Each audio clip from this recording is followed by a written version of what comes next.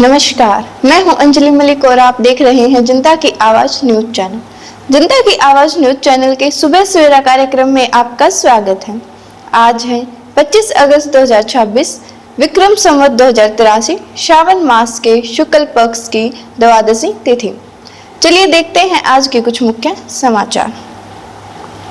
तमिलनाडु के मुख्यमंत्री सी जोसेफ विजय ने परांदूर में प्रस्तावित हवाई अड्डा परियोजना को छोड़ने और चेन्नई के लिए दूसरे हवाई अड्डे हेतु वैकल्पिक स्थलों की पहचान करने के सरकारी निर्णय की घोषणा की है। उन्होंने स्पष्ट किया कि परांदूर में हवाई अड्डे का निर्माण नहीं किया जाना चाहिए क्योंकि इससे कृषि भूमि और मानव बस्तियों को भारी नुकसान हो सकता है। साथ ही तकनीकी व्यवहार्यता का अध्ययन करने और संबंधित विभागों में परामर्श करने के बाद ही वैकल्पिक स्थल के अंतिम रूप दिया जाएगा। कर्नाटक की मसौदा मतदाता सूची से 1 करोड़ से अधिक नाम हटा दिए गए हैं, जिससे मतदाताओं की संख्या घटकर 4 करोड़ 46 लाख हो गई है। अधिकांश हटे हुए नामों में अनुपस्थित, स्थानांतरित, 2 बार दर्ज, मृत या फिर अन्य श्रेणियों के रूप में चिन्हित किया गया है।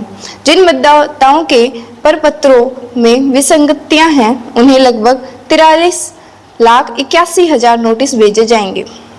कोकरोच जनता पार्टी के केंद्र सरकार पर अपनी मांगों को पूरा करने के वादों से मुकरने का आरोप लगाते हुए 5 सितंबर को इंडिया गेट से दिल्ली पुलिस मुख्यालय तक एक शांतिपूर्ण मार्च निकालने की घोषणा की है। संगठन का कहना है कि सरकार ने अभी तक प्रदर्शनकारियों के खिलाफ दर्ज FIR वापस लेने या अपनी लिखित आश्वासन की मांग पर कोई स्पष्ट प्रतिबद्धता नहीं जताई है। इस मार्च का नेतृत्व नीट पेपर लीक विवाद में जान गंवाने वाले छात्रों के परिवार और 20 जुलाई के संसद मार्च के दौरान कथित पुलिस बर्बरता से पीड़ित करेंगे। भारी बारिश के कारण दिल्ली और गुड़गांव में जनजीवन अस्त व्यस्त हो गया है, जिससे सड़कों पर जल भराव और भारी ट्रैफिक जाम की स्थिति पैदा हो गई है। स्थिति को देखते हुए जिला प्रशासन ने मंगलवार को सभी निजी और सरकारी स्कूलों को ऑनलाइन कक्षाएं संचालित करने का निर्देश दिया। यह जलभराव को लेकर विपक्षी आम आदमी पार्टी और सत्तारूढ़ भारतीय जनता पार्टी के बीच तीखी राजनीतिक बयानबाजी शुरू हो गई है। हरियाणा के शिक्षा मंत्री महिपाल डांडा ने कहा कि राजनीतिक प्रचार के लिए छात्रों की सुरक्षा से समझौता नहीं किया जा सकता, इसलिए राज्य ने सरकारी स्कूलों में किसी भी अनधिकृत प्रवेश की अनुमति नहीं दी जाएगी। यह बयान जब आया जब कोकरोच जनता पार्टी के कार्यकर्ताओं ने स्कूल ठीक करो अभियान के तहत कई गांवों में जाकर सरकारी स्कूलों का दौरा कर बुनियादी ढांचे और मिड डे मील की गुणवत्ता की कमियों को आगे लाया।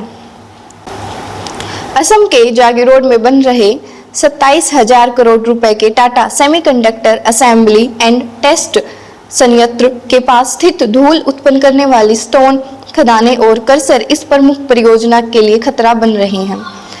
एक पर्यावरणविद ने चेतावनी दी है कि सेमीकंडक्टर संयंत्रों को सूक्ष्म धूल संदूषण से बचाने के लिए सख्त कंपन मुक्त क्लीन रूम की आवश्यकता होती है, जिससे ये खदानें प्रभावित कर रही हैं।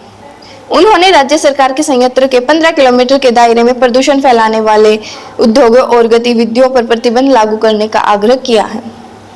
विदेश मंत्री एस जयशंकर ने मॉस्को में रूस के राष्ट्रपति व्लादिमीर पुतिन से मुलाकात की और प्रधानमंत्री का संदेश उन्हें सौंपा। इस बैठक के दौरान राष्ट्रपति पुतिन ने कहा कि वह किर्गिस्तान के बिश्केक में होने वाले आगामी शंघाई सहयोग संगठन शिखर सम्मेलन में प्रधानमंत्री नरेंद्र मोदी से मिलने की योजना बना रहे हैं। इसके अलावा विदेश मंत्री जयशंकर ने व्यापार, ऊर्जा, निवेश और प्रौद्योगिकी जैसे विभिन्न क्षेत्रों में द्विपक्षीय सहयोग को मजबूत करने पर भी चर्चा की। लोकसभा में विपक्ष के नेता राहुल गांधी ने महाराष्ट्र में मुख्यमंत्री देवेंद्र फडणवीस को पत्र लिखकर आरोप लगाया है कि आदिवासी छात्रावासों के नियम छात्रों की गरिमा और शिक्षा तक पहुंच कमजोर कर रहे हैं। उन्होंने अपनी चिट्ठी में उल्लेख किया कि राज्य में विभिन्न हिस्सों में आए छात्रों ने उन्हें बताया कि छात्रावास के कुछ नियम, जैसे लंबी अनुपस्थिति के बाद लौटने वाली छात्राओं के लिए मेडिकल और प्रेगनेंसी टेस्ट की मांग उनकी गरिमा के खिलाफ है।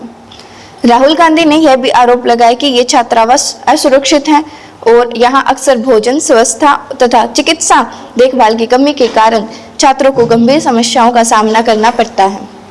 आज का कार्यक्रम यहीं समाप्त होता है। जय हिंद, जय भारत।